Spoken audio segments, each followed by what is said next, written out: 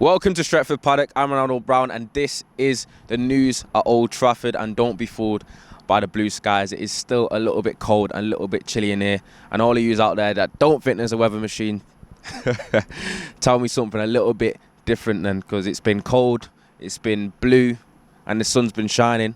And it was a heat wave last week, so I can't really make my mind up on that one. But anyway, when it comes to the transfer news and United, you know it's always a little bit of a hectic one, and it's always been a little bit of a busy one, and it is expected to be for the next coming months also. And I've got all of it here. I've got centre-back links, I've got Cavani situation, I've got Sancho, which has been an ever-going process when it comes to United and transfer news also. And I'm going to try and get through and needle through a little bit of it and see what you think about it, because I know you've all got a lot of opinions, and I'm very excited to see what you have to say about some of the links that we have this morning.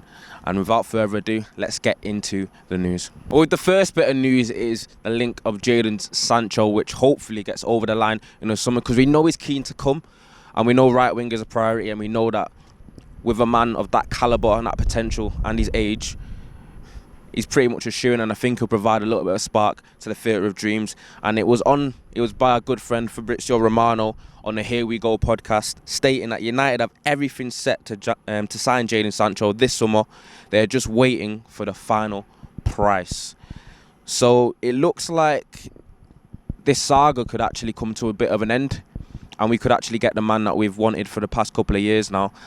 And Romano, with all the credibility that he has, being tier one as he is, you got to take his word for it. And if United are waiting for the final price, that means that United have already made their mind up that whatever Dortmund pretty much put on the table, we're likely to offer and get the deal done. And I don't see a situation where it goes past this summer. I think if it does go past this summer, then Jadon Sancho hopes of coming to United pretty much gets dashed, because I think it goes on for too long. United will definitely have a little bit of in terms of their transfer people, have a little bit of an ego bruise, and they'll think, now I'm just going to find another replacement, because Dortmund have pretty much taken the piss for a couple of years, if I'm being honest with you. And they've got no real reason not to kind of dash the price tag, because I've heard that there's been 120 million, people have said 90 million, people have said 100 million, people have said all sorts when it comes to the Jadon Sancho transfer in terms of the pricing. And we're not quite sure which one it actually was, but I'm pretty much assuming that the price tag will be lower this summer, and hopefully that entices United to actually get the job done. I know a couple of people have also said that Jadon Sancho has had a little bit of a downturn in form this season, but I think that's been a little bit of an exaggeration, if I'm honest, because although he had an absolutely spectacular season last season, one of the best wingers in Europe, this season he also still has 12 goals and 12 assists in all competitions, and he's been very, very important to Dortmund. And I've also read a statistic that Dortmund have averaged only 0.24 points per game ever since Jadon Sancho has been injured. So that shows how important he is to them. So let me know whether you think Jadon Sancho will end up signing in the summer. Do you think he'll actually come to the end, and do you want him, and do you prefer him to Erling Haaland? I know that's the one that causes for a lot of debate, and I think some people would prefer number 9, some people prefer number 7 and a right winger. Let me know what you think in the comments, but I think Jadon Sancho is the man. And the second bit of transfer news is transfer news surrounding Edinson Cavani and whether he'd be here next season as well. We know that he got signed on a 1-year deal. People assume that he would be a stopgap at this time in his career. Obviously, he's in the twilight years, and I think if you're looking at his season on the whole, he has been relatively good. I know we couldn't have expected much more of him when he came in. He was quite a few months removed from actually playing football.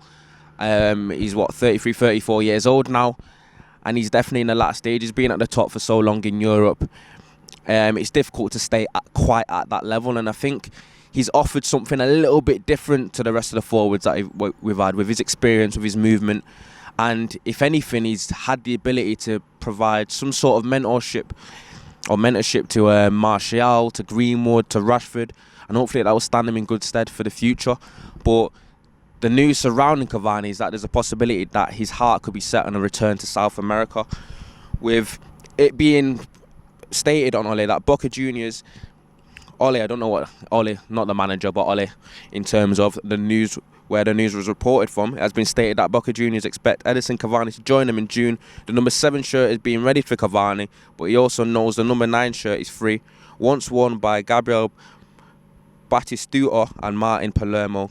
Cavani has begun to watch all of Boca Juniors matches, which gives you some indication that Cavani does feel like it's 1 year only in United if they don't get a deal done with him in the near future. And United might have to then have their hand kind of forced in terms of looking for a number 9 replacement in the summer, because we don't want to be like needle. We don't want to be thin in terms of our depth in any area of the pitch. I know that when it comes to how we look at our squad and where we want to improve next season and kind of kick on in terms of competing with the rest of our rivals, there's not really a position on the pitch other than left back that we couldn't improve.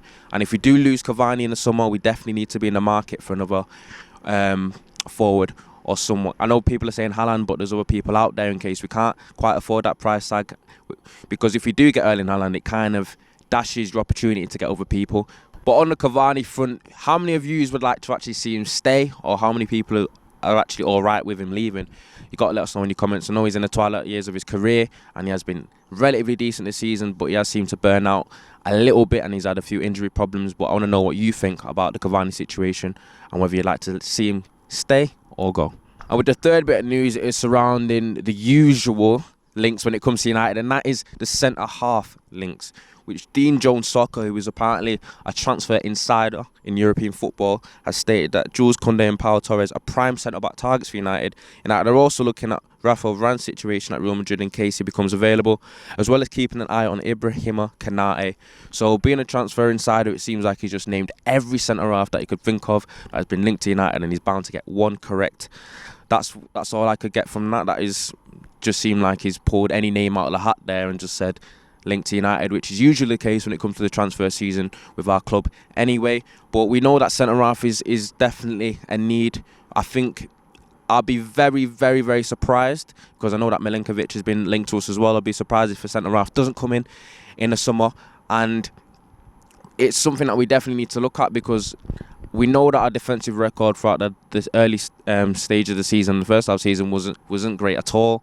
And I think in the last month or so we have improved, but you don't know whether it's just been a bit of an aberration or it's a bit of a luck, or you don't know if we've rid our luck in a few games in some sort of extent, because I can feel like there's a few situations where defensively we haven't been great, but we've pulled out a clean sheet. And I'm not sure whether that has to do with Dean Henderson or De Gea. You can argue between yourselves about that situation, but centre-half is definitely somewhere that United needs to look to improve, because it goes for the same in every single sport. Defence wins championships and defence wins things, and you've got to build from the back to the front when it comes to building a really, really formidable side. And that is my opinion, and I'm not sure which centre-half I'd quite prefer, but I feel like we need a dynamic one that is durable and can provide a little bit of a difference in terms of partnership with Harry Maguire. Over the last bit of news, it is surrounding a little bit of kitwear, and it's been the apparent leak of next season's kits for United. We know that we're no longer being sponsored by Chevrolet. It's now Team Viewer, so it provides a little bit of a different look. We've been with Chevrolet since the Louis van Gaal era.